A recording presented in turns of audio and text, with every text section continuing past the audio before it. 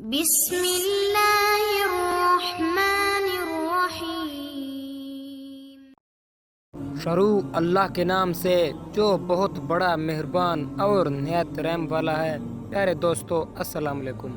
پیارے دوستو، آج ہم آپ کو حضرت علی رضی اللہ تعالیٰ عنہ کا واقعہ سنانے جا رہے ہیں، جب یہودیوں نے حضرت علی رضی اللہ تعالیٰ عنہ سے دو مشکل سوال پوچھے۔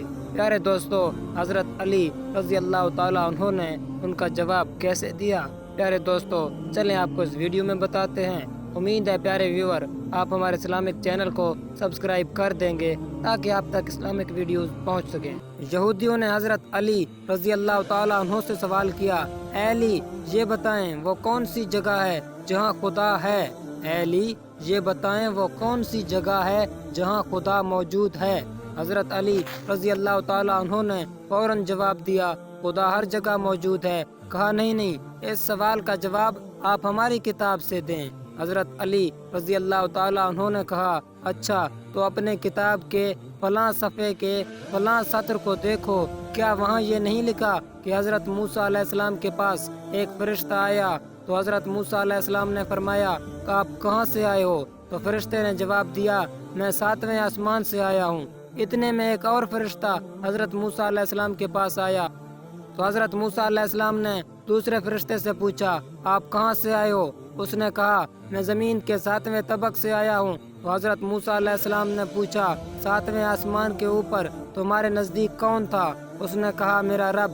پھر حضرت موسیٰ علیہ السلام نے دوسرے فرشتے سے پوچھا، زمین کے 7ویں طبق میں تمہارے سب سے قریب کون تھا؟ اس نے کہا، میرا رب۔ پس ثابت ہوتا ہے اللہ پاک ہر جگہ موجود ہے۔ پھر حضرت علی رضی اللہ تعالیٰ عنہ نے کہا، ہر چیز میرے رب کے دسترس میں ہے، اور پھر کہا کہ پاک ہے وہ ذات جو کائنات کے ذرے ذرے میں موجود ہے۔